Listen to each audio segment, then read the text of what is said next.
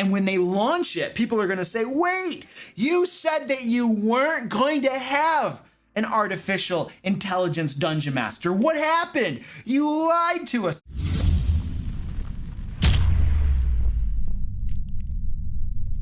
Wizards of the Coast is absolutely going to have artificial game masters, you guys. They will absolutely do it.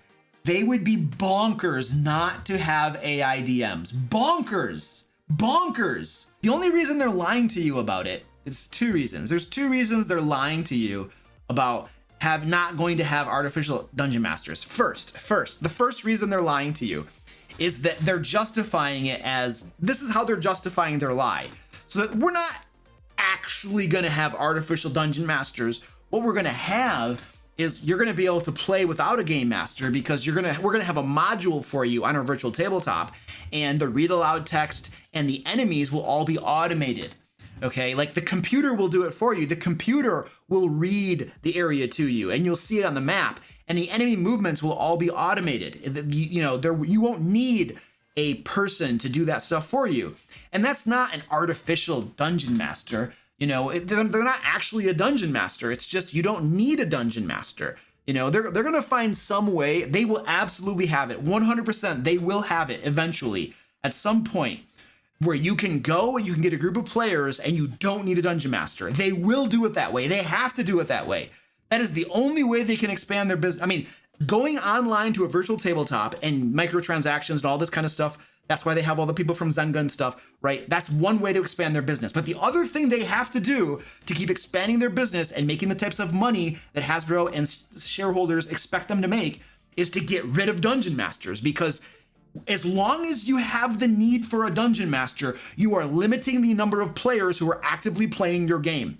Like, there are way more players that want to play the game than there are dungeon masters to support them. And so if they're not playing the game, they're not buying stuff from you. They're not going on and getting the skins and all the other microtransaction things that they can get on their new virtual tabletop. They must get rid of this inhibiting factor that is the dungeon master. They have to get rid of that.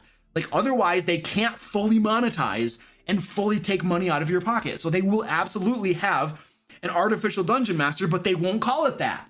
They will call it something else. And that's how they're going to justify it. Okay, but they're absolutely going to do it. And I think I just mentioned the second reason that they're going to do it, because they have to get rid of the limiting factor so that they can have everybody playing, without being required to have a dungeon master, because being a dungeon master is challenging. It's difficult. It's not the easiest thing in the world, and not everybody wants to do it. And so if you can get rid of that limiting factor that prevents your product from spreading and making tons of more money, well, then you're going to get rid of it. And they're going to do it eventually. They have to. And they're working on it. I guarantee you. They're not going to call it an artificial dungeon master. And those are all the little tiny sly tricks that they're using to not have to get around that. But they're going to have it. Okay, they're going to have it. And when they launch it, people are going to say, wait, you said that you weren't going to have an artificial intelligence dungeon master. What happened? You lied to us. And they're like, no. Hold on. This is not an artificial dungeon master. That's not what this is at all. This is a way for you to be able to play the game without a dungeon master. Like, we're enabling you, we're helping you, we're bringing the game to more people. Like, we're not trying to exclude anybody. Now those forever dungeon masters, they can play the game. Like, they're totally gonna have some spectacular little marketing spiel where they're going to pitch it and stuff, And the fact of the matter is yes, okay, so some people will be upset about it, all right? And people go crazy about it. But once everybody can play the game without having dungeon masters be a limiting factor and it's just run automatically, they're probably banking on the fact that some people are going to hate them, but most people are going to just be happy to play the game, because now we don't have this limiting factor of a dungeon master, and my last dungeon master was a jerk anyway, so good riddance. So I think that they're just going to do it, Like, they're a company, they're a business, and they know that the dungeon master limitation, the crisis, etc., is a problem, and they have to overcome that problem. And the natural way to do that is to get rid of the dungeon master. But they're not going to tell us that. They can't, because it's the same reason that they won't tell us that the version of D&D coming out in 2024 is a new version. It's the same reason, because if they say that it's a new version, sales will tank. Well, if they say that they're getting rid of the dungeon master and the dungeon master will no longer be needed, well, then guess what? Dungeon masters all over the place are probably going to be upset, and they're going to stop buying their products, and sales will tank. And Wizards knows that Dungeon Masters are the ones that end up buying almost everything. And so they don't want their sales to tank. So they say these things and they're doing these things because they have to. They're protecting the bottom line, right? So, but there will absolutely be an artificial Dungeon Master. Like, they have to have one of those. Oh my gosh, are you kidding me?